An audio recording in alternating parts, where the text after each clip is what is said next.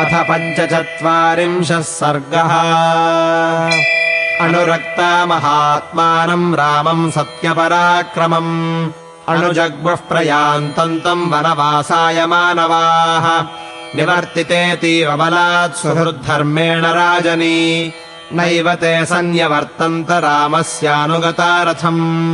अयोध्यानिलयानाम् हि पुरुषाणाम् महायशाः बभूव गुणसम्पन्नः पूर्णचन्द्र इव प्रियः। स याच्यमानः काकुत्स्थस्ताभिः प्रकृतिभिस्तदा कुर्वाणः पितरम् सत्यम् वनमेवान्वपद्यत।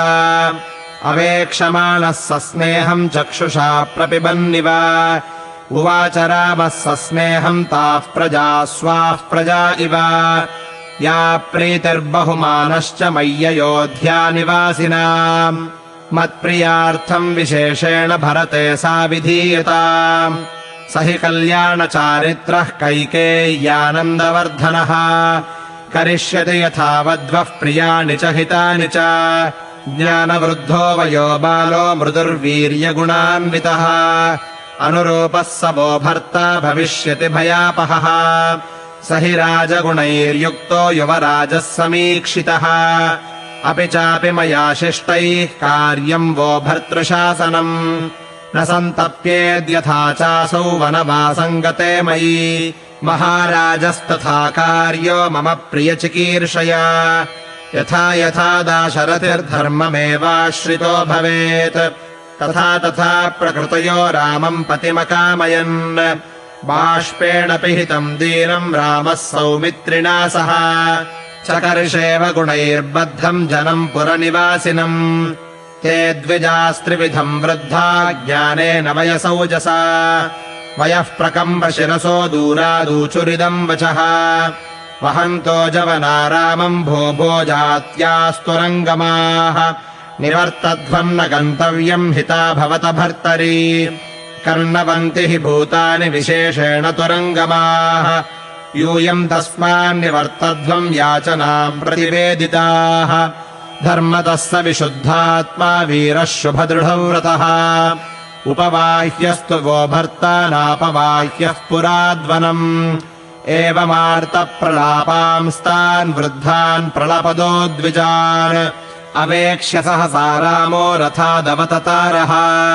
पद्भ्यामेव जगामाथ ससीतः सह लक्ष्मणः सन्निकृष्टपदन्यासो रामो वनपरायणः।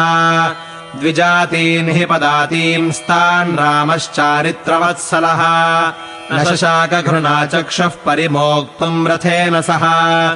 गच्छन्तमेव तम् दृष्ट्वा रामम् सम्भ्रान्तमानसाः ऊजुः परमसन्तप्ता रामम् वाक्यमिदम् द्विजाः। ब्राह्मण्यम् कृत्स्नमेतत्त्वाम् ब्रह्मण्यमनुगच्छति द्विजस्कन्धाधिरूढास्त्वामग्नयोऽप्यनुयान्त्वमी। वाजपेयसमुत्थानि पश्यनः पृष्ठतोऽनुप्रयातानि मेघानि वजलात्यये। अनवाप्तादपत्रस्य रश्मिसन्तापितस्य ते एभिश्छायाम् करिष्यामः स्वैश्छत्रैर्वाजपेयकैः। याहि नः सततम् बुद्धिर्वेदमन्त्रानुसारिणी त्वत्कृते सा कृता वत्स वनवासानुसारिणी। हृदयेष्ववतिष्ठन्ते वेदा येनः परम् धनम् वत्स्यन्त्यपि गृहेष्वेव दाराश्चारित्ररक्षिताः। पुनर्न निश्चयः कार्यस्त्वद्गतौ सुकृतामतिः। त्वयि धर्मव्यपेक्षेतु किम् स्यात् धर्मपथे स्थितम्। याचितो नो निवर्तस्व हंस शुक्लशिरोरुहैः शिरोभिर्निभृताचारमहीपतनपांसुलैः।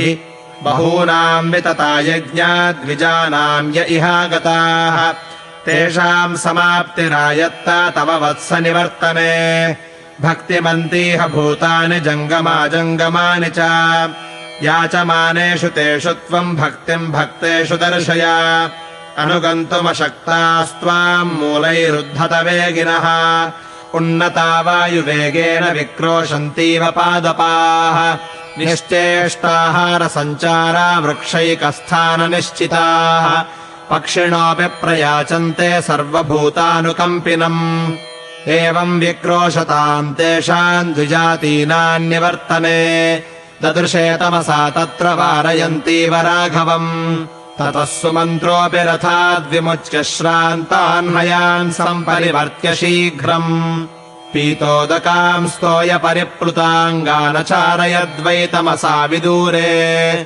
इत्यार्षे श्रीमद् रामायणे वाल्मीकीये आदिकाव्ये अयोध्याकाण्डे 45 सर्गः।